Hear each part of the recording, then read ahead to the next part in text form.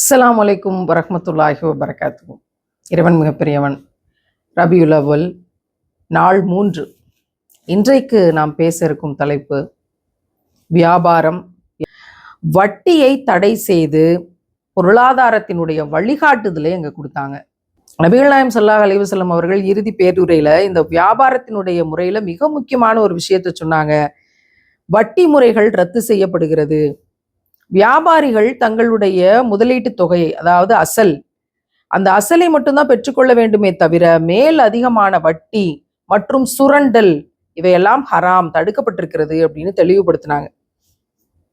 ஒரு மனிதர் உழைப்பை கொடுக்குறாரு, 10 பேர் சேர்ந்து அவங்கள்ட்ட காசு கொடுக்குறாங்க. அந்த மனிதர் தன்னுடைய உழைப்பை எல்லாம் போட்டு வியாபாரம் நடத்துகிறார். அந்த வியாபாரத்துல லாபம் வருகிற போது கொடுத்தவங்களுக்கு அந்த லாபத்தின் பங்கு பிரிச்சு கொடுக்கப்படுது.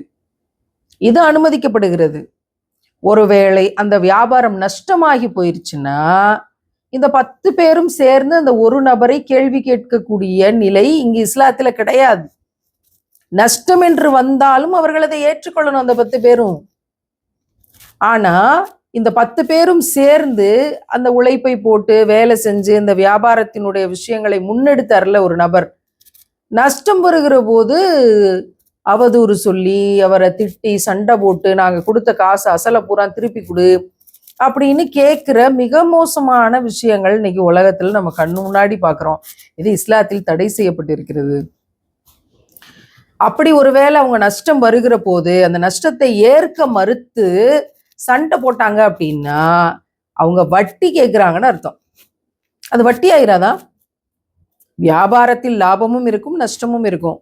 அதை அக்செப்ட் பண்ணிக்கிட்டு இறைவன் லாபத்தை தருகிற போது அதை பெற்றுக்கொள்கிறேன், நஷ்டத்தை பகிர்ந்து கொள்கிறேன் அப்படிங்கிறது தான் இஸ்லாத்தினுடைய வியாபார மிக முக்கியமான அடிப்படை கொள்கை. ஆனா லாபம் வரும்போது சந்தோஷமா எல்லாரும் பகிர்ந்துக்கிட்டோம், நஷ்டம் என்று வருகிற போது எனக்கு நீ காசை கொடு அல்லது நீ ரொம்ப மோசமானவன் அப்படின்னு பேசக்கூடிய விஷயம், நஷ்டத்தை நான் பெற்றுக்கொள்ள முடியாது அப்படின்னு சொல்ற விஷயம் வட்டிக்கு சமமானது. வட்டி என்பது நரகத்துக்கு கொண்டு போய்விடும். கொடுக்கல் வாங்கல் விஷயங்கள் எதுவாக இருந்தாலும் பேசி சாட்சிகளோட எழுதி கையெழுத்திட்டு அதை டாக்குமெண்ட் பண்ண சொல்லப்பட்டிருக்கு.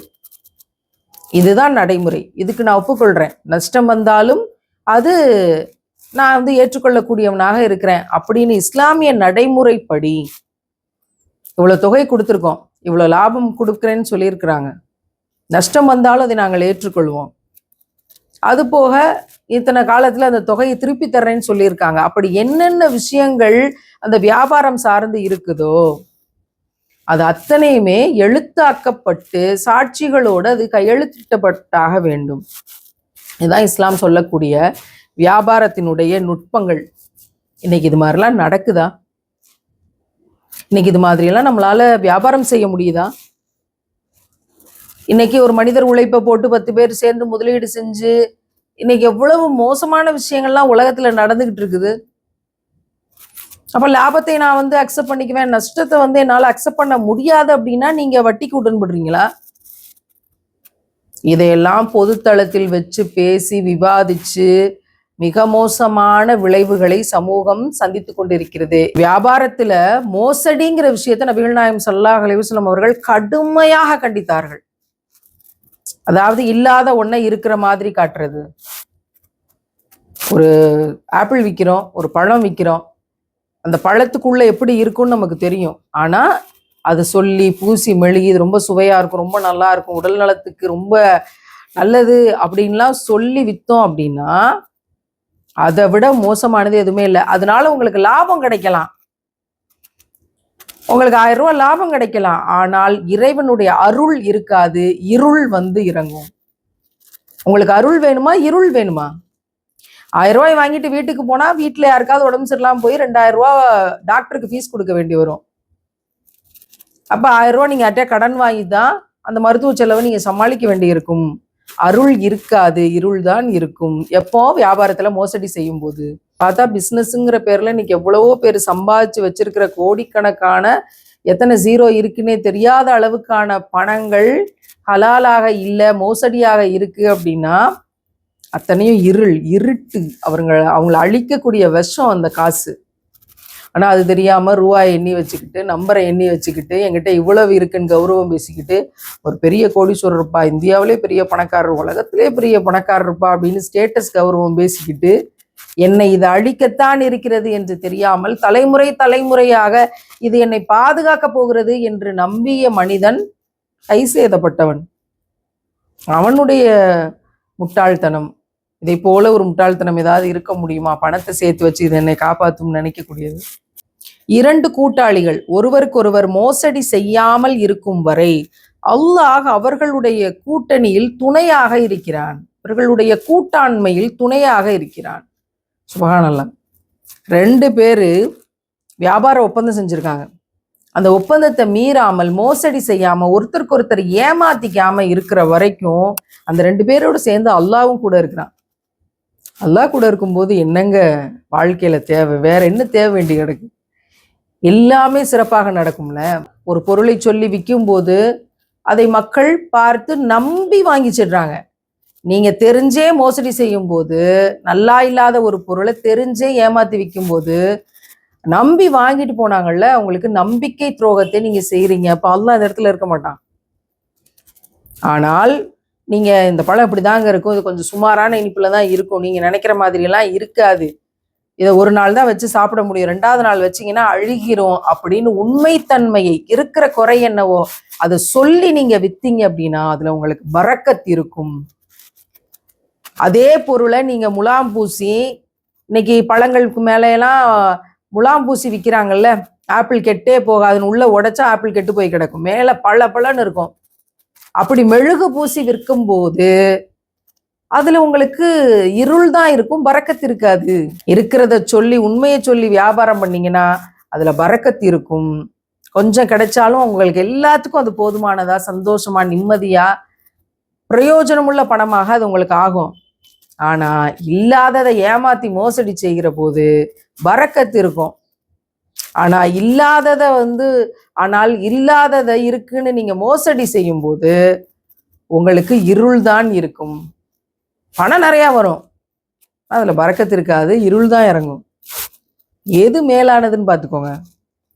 செய்கிற வேலை ஹலாலாக இருக்கணும். இந்த பிஸ்னஸுங்கிற பேரில் இன்னைக்கு செய்கிற விஷயங்கள் ஹலாலாக இருக்கணும். நான் மேக்கப் பிரேக்கப்புங்கிற பரப்புரை தொடர்ந்து செய்யும்போது நீங்கள் இறைவன் படைத்த உருவத்தை ஆள் அடையாளம் தெரியாமல் மாற்றக்கூடிய இந்த அத்தனை பிஸ்னஸும் ஹராம். இந்த வியாபாரங்கள் இறைவனுடைய படைப்புக்கு மாறு செய்யக்கூடிய ஒவ்வொரு பிஸ்னஸும், நீ உருவத்தையே மாத்திடுறீங்களே மேக்கப் பண்ணி.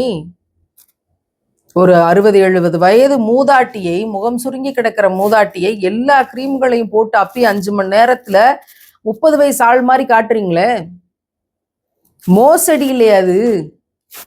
இவ்வளவு நேரம் வியாபாரத்தினுடைய மோசடியை பத்தி பார்த்தோமே.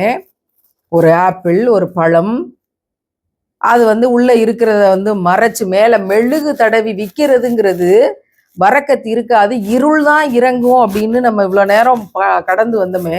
அதே தான் இதுவும். ஒரு பெண்மணி 60-70 வயது, முகம் சுருங்கி தள்ளாடும் வயதுல இருக்கிறவங்கள கூட்டிட்டு வந்து ஃபுல் மேக்கப் பண்ணி நரைச்ச முடிய பூரா கருப்பாக்கி லிப்ஸ்டிக் போட்டு 10-15 கிரீம்களை போட்டு அப்பி எடுத்து, கண் இமைகள்லாம் உதிர்ந்து போயிருக்கும் சில பேருக்கு, அவங்களுக்கெல்லாம் டூப்ளிகேட் இமைகளை வச்சு கண்ணுக்குள்ள லென்ஸ் வச்சு அப்படியே பலன்னு ஒரு பொம்மை போல மாத்தி வேற ஆளா காட்டுறீங்களே, பரக்கத் என்ற ஒன்று உங்களுக்கு வருமா? நீங்கள் சம்பாதிக்கக்கூடிய பணம் உங்களுக்கு நன்மையாக இருக்குமா? ஆள் அடையாளம் தெரியாம மாத்தி இப்படி மேக்கப் பிசினஸ் பண்ணி கிடைக்கக்கூடிய பணம் உங்கள் பிள்ளைகளுக்கு ஆரோக்கியத்தை தருமா? உங்களுக்கு ஆரோக்கியத்தை தருமா? நல்ல கல்வியை கொடுக்குமா? நிம்மதியை கொடுக்குமா? இப்படி செய்யாதீங்க. இதுல இருந்து வர்ற வருமானம் மிக மோசமானது. நீங்க வேற ஏதாவது பிசினஸ், நல்லபடியா ஹலாலான பிசினஸை செலக்ட் பண்ணுங்கன்னு சொல்லும் போது நீங்க படிக்க வைப்பீங்களா? நீங்க ஃபீஸ் கட்டுவீங்களா? நீங்க சோறு போடுவீங்களா? நீங்க வாடகை கொடுப்பீங்களா? நீங்க வைத்தியம் செய்வீங்களா? நீங்க பாட்டி சொல்லிட்டு போயிருவீங்க. இதெல்லாம் எப்படி செய்வீங்க? இதெல்லாம் எங்களுக்கு நாங்க தான் செஞ்சுக்கணும். அல்லாஹ் கேட்டான் அப்படின்னா நாங்களாச்சும் அல்லாவாச்சு. நீங்க குறுக்குல பேசிக்கிட்டு இருக்காதீங்க. வந்த வழியை பார்த்துட்டு போங்க. கொலை, மிரட்டல் இதெல்லாம் வரும்.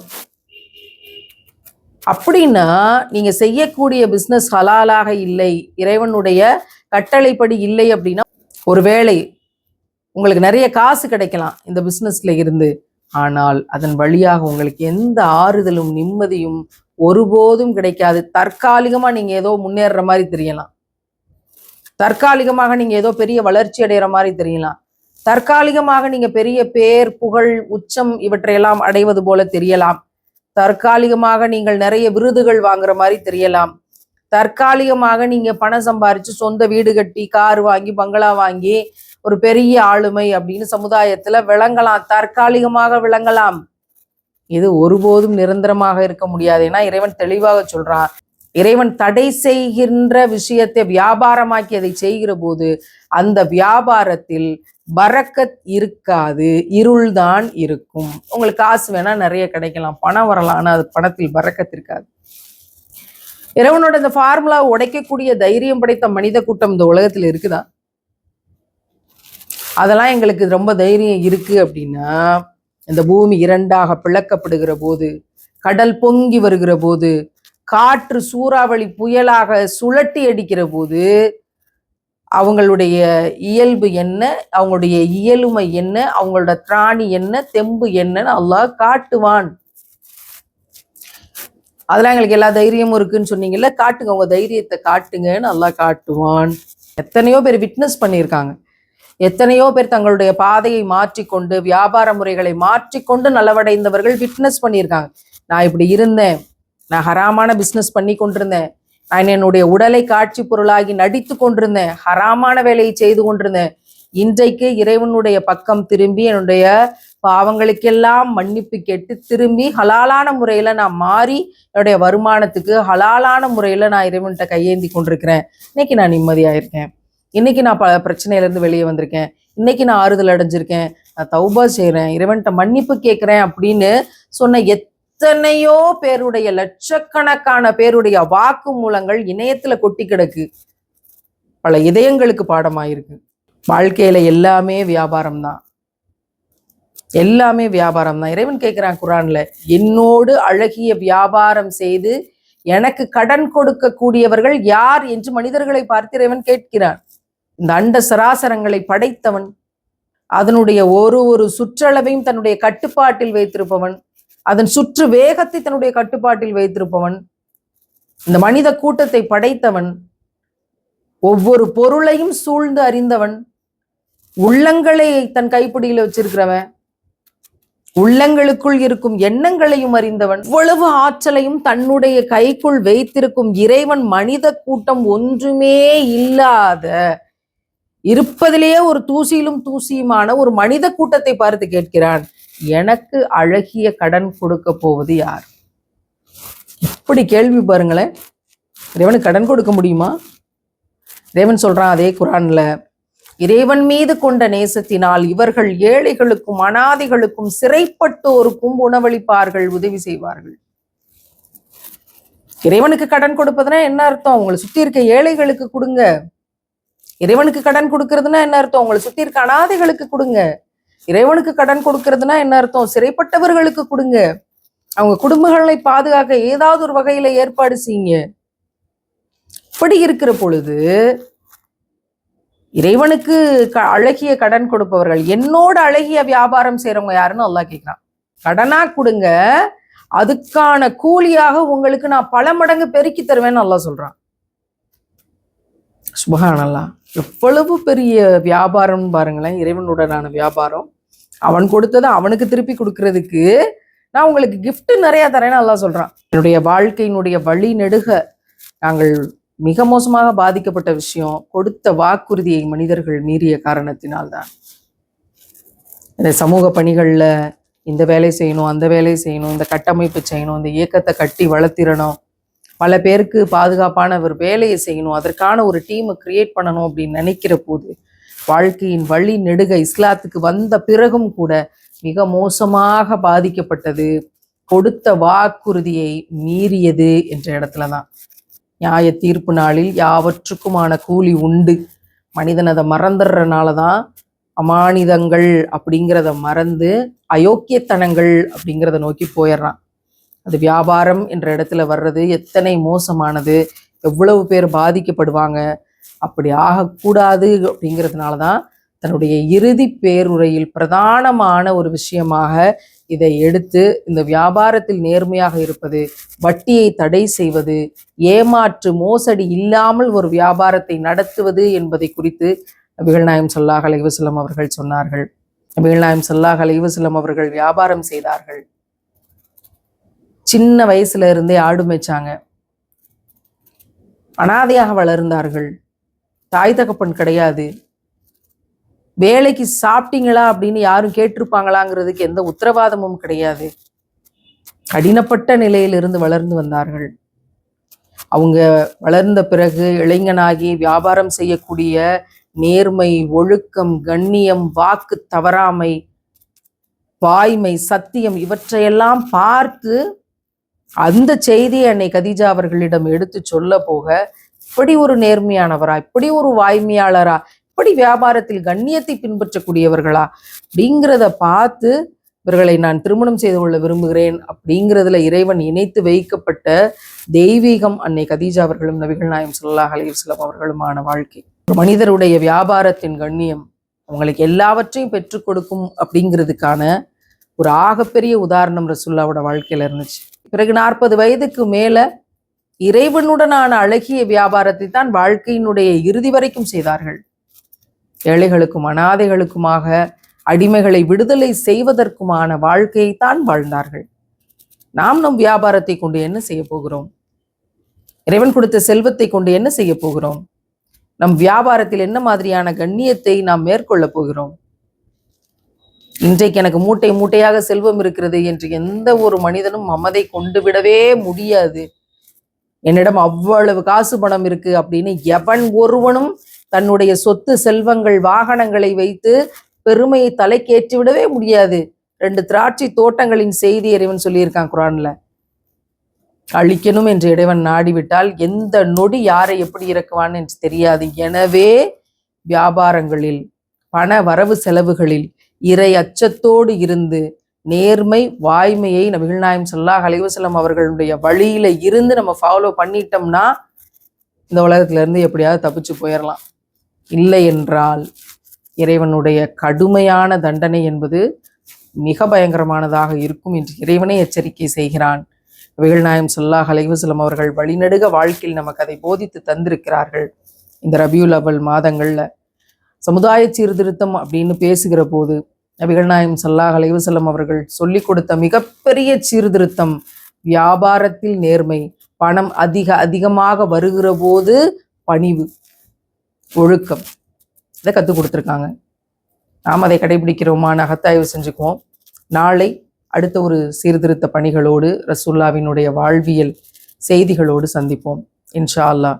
அஸ்ஸலாமு அலைக்கும் வரஹ்மத்துல்லாஹி வபரகாத்துஹு.